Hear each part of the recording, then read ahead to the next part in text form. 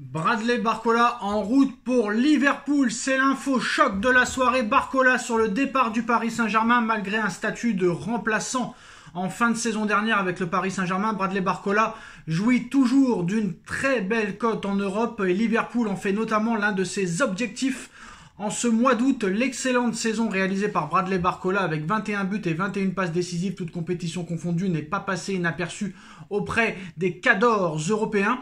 Plus tôt lors de ce mercato, le Bayern de Munich ou encore le FC Barcelone ont sondé le Paris Saint-Germain pour un potentiel transfert de l'international français.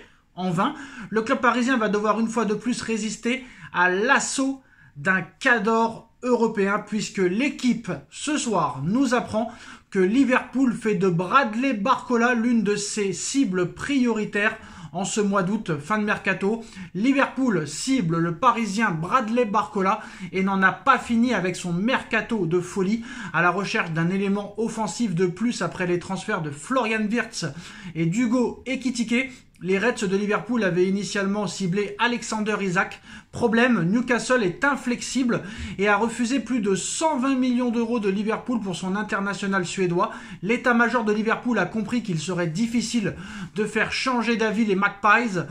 Raison pour laquelle le champion d'Angleterre en titre s'est à présent lancé sur la piste menant à Bradley Barcola. Liverpool suit le joueur de 23 ans de très près depuis plusieurs années et depuis l'époque Lyon et espère que cette fidélité comptera aux yeux de l'attaquant français et de son entourage. Le Paris Saint-Germain fixe le prix de Barcola à minimum 100 millions d'euros car en dépit de cet intérêt des Reds de Liverpool, la tendance est toujours à une prolongation de Barcola au Paris Saint-Germain selon le quotidien national. Reste que si Luis Campos venait à recevoir une proposition à hauteur de plus de 100 millions d'euros, la porte pourrait s'ouvrir selon Loïc Tanzi et Hugo Delhomme de l'équipe. Un prix colossal mais qui n'est clairement pas dissuasif pour Liverpool qui a déjà lâché 130 millions d'euros pour Florian Wirtz, 95 millions d'euros pour Hugo Ekitike. Les Reds de Liverpool ont la folie des grandeurs cet été et le Paris Saint-Germain pourrait en profiter avec une vente énorme et une plus-value gigantesque. Sportivement, en revanche, un départ de Bradley Barcola serait un coup dur malgré le statut de joker de l'ancien de l'Olympique Lyonnais depuis quelques mois. Attention parce qu'on a vu quand même que Kvaratskhelia devant le but c'est pas top. Alors au niveau des dribbles, au niveau du travail défensif, au niveau de la percussion, au niveau des enchaînements, des frappes, c'est exceptionnel le niveau de Kvaratskhelia, mais au niveau de la finition, ça n'a pas été terrible. Bon, à l'arrivée, tu as gagné quand même la Coupe de France, le Championnat de France, la Ligue des Champions, la Coupe de France, le Trophée des Champions, finaliste de la Coupe du Monde des clubs. Tu as battu le record européen de nombre de matchs d'invincibilité à l'extérieur. Mais attention, parce que certes, Barcola était titulaire, il a perdu son statut de titulaire, mais est-ce qu'il sera aussi titulaire à Liverpool avec Hugo Ekitike, Florian Wirtz, Mohamed Salah et compagnie? Ça, mystère.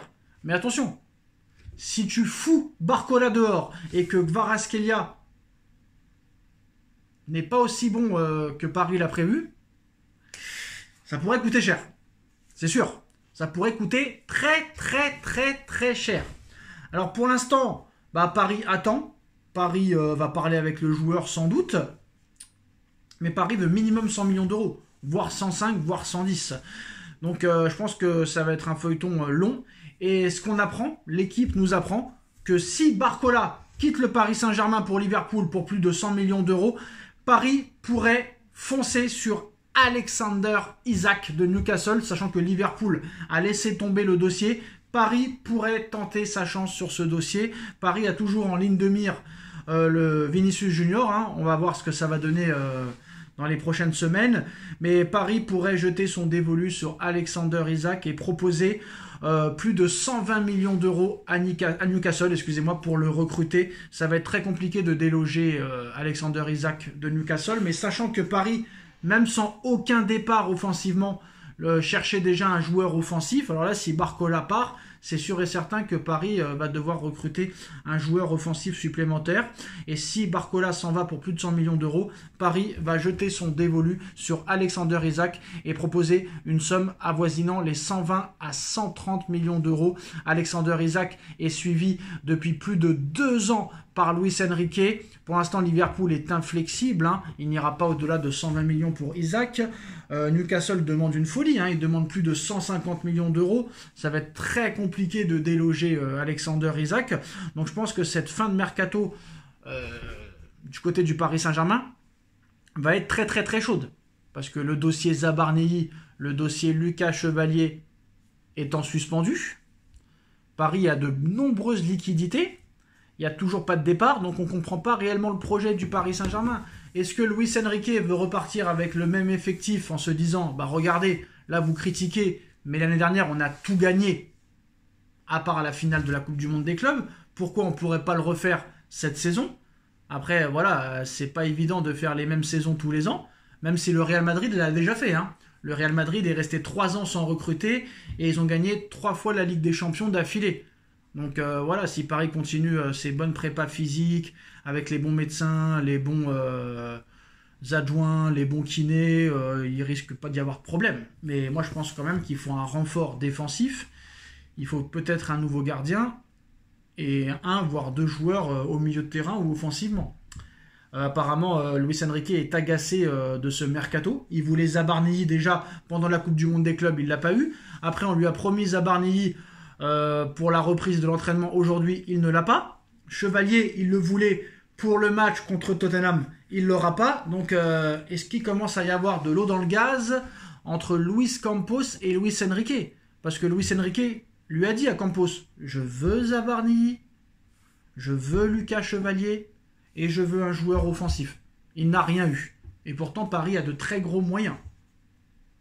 Paris n'a rien recruté. Paris a touché 150 millions d'euros pour sa victoire en Ligue des Champions. Paris a touché 92 millions d'euros pour sa finale de Coupe du Monde des clubs, plus le budget initial, plus la vente de maillots, les sponsors, etc. Paris a des moyens illimités. Donc si tu voulais vraiment Zabarnyi, là ça se joue à 2 millions d'euros pour Zabarnyi. Personne ne comprend. Ni Bournemouth, ni Paris, ni Zabarnyi, ni son agent, ni les médias, ni Fabrizio Romano, ni personne. Pourquoi ce dossier est tant long? Lille, ils avaient accepté 40 millions et là ils disent non, on attend de trouver un gardien. Paris a proposé Tenas à Lille. Lille a refusé. Donc à un moment donné, si personne veut de la bonne volonté et ils veulent profiter du PSG pour prendre un max, mais Paris ne se laissera pas faire, c'est terminé maintenant. Depuis que les Neymar, Messi, Mbappé et compagnie sont partis, c'est terminé. Paris ne veut plus passer pour un pigeon, mais il faut que Paris aussi ne passe pas du coq à l'âne. Et à un moment donné, il faut mettre l'argent. Zabarnyi, 70 millions, ça va, c'est pas non plus 100 millions d'euros. Donc à un moment donné, il faut savoir ce qu'on veut. En tout cas, Barcola en route pour Liverpool. Le deal pourrait se faire aux alentours de 100-105 millions d'euros. Dites-moi en commentaire ce que vous en pensez et à très vite. Tchuss.